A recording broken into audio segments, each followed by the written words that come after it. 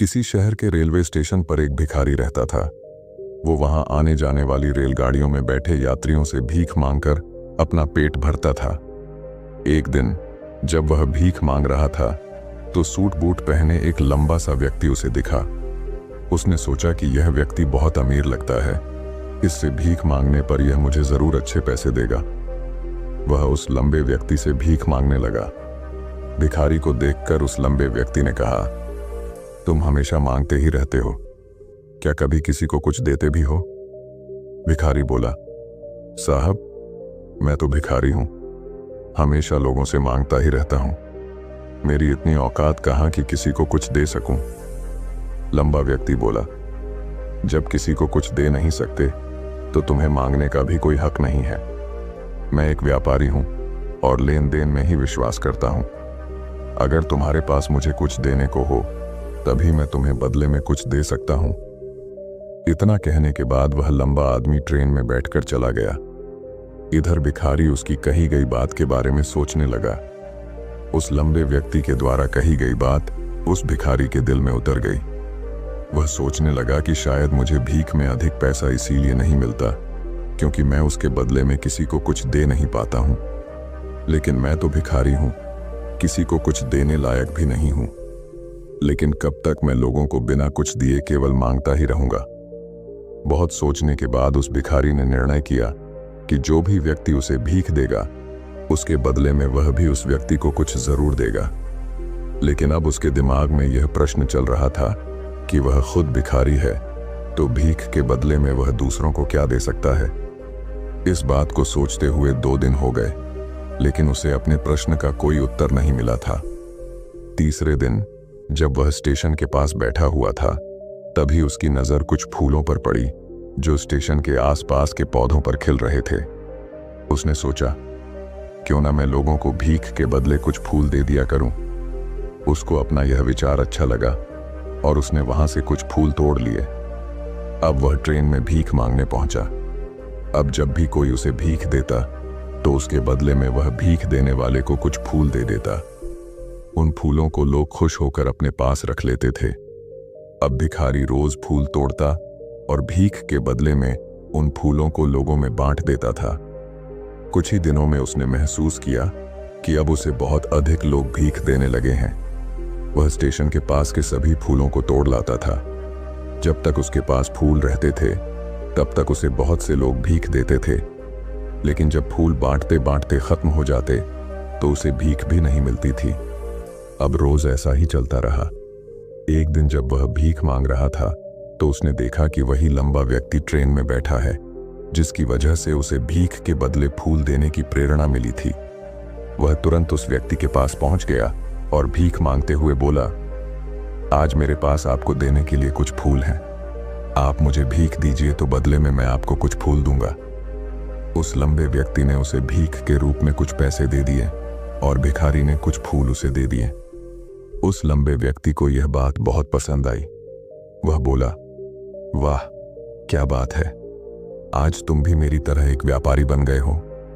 इतना कहकर फूल लेकर वह लंबा व्यक्ति अपने स्टेशन पर उतर गया। लेकिन उस लंबे व्यक्ति द्वारा कही गई बात एक बार फिर से उस भिखारी के दिल में उतर गई। वह बार बार उस लंबे व्यक्ति के द्वारा कही गई बात के बारे में सोचने लगा और बहुत खुश होने लगा। उसकी आंखें अब चमकने लगीं। उसे लगने लगा कि अब उसके हाथ सफलता की वह चाबी लग गई है जिसके द्वारा वह अपने जीवन को बदल सकता है।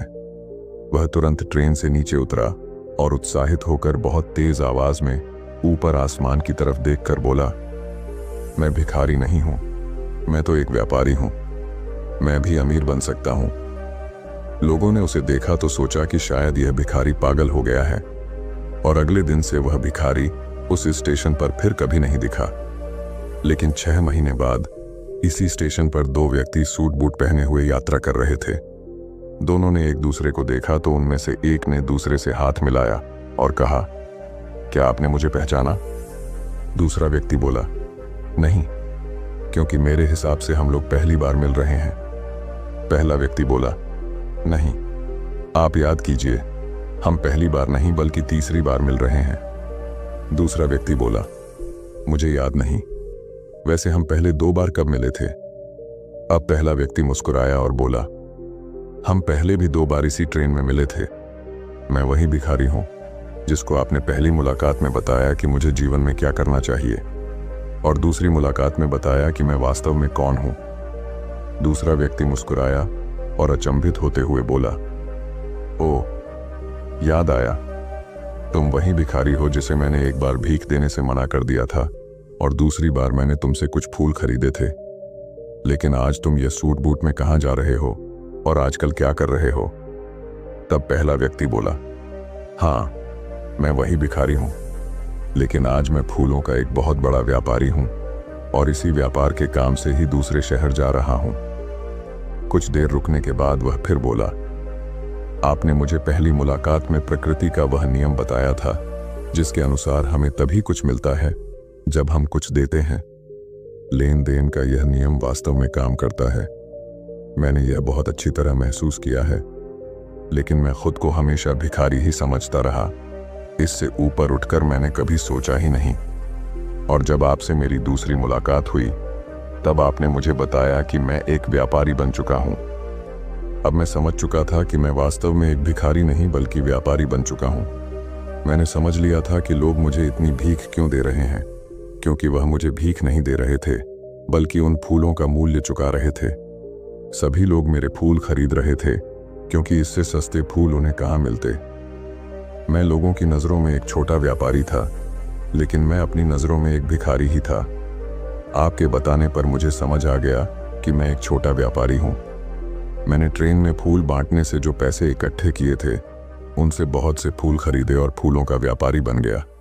यहाँ के लोगों को फूल बहुत पसंद है और उनकी इसी पसंद ने मुझे आज फूलों का एक बहुत बड़ा व्यापारी बना दिया। दोनों व्यापारी अब खुश थे और स्टेशन आने पर साथ उतरे और अपने अपने व्यापार की बात करते हुए आगे बढ़ गए। दोस्तों, इस कहानी से हमें बहुत कुछ सीखने को मिलता है। कहानी में लंबा व्यापारी गिव एंड टेक के नियम को बहुत अच्छी तरह जानता था।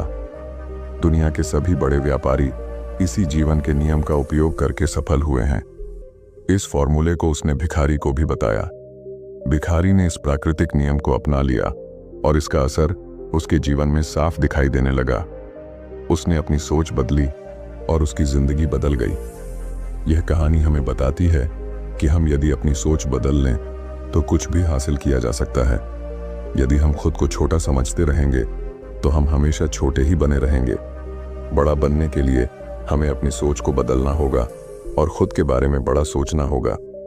कहानी का सार यह है कि सफलता आपकी सोच में छुपी होती है।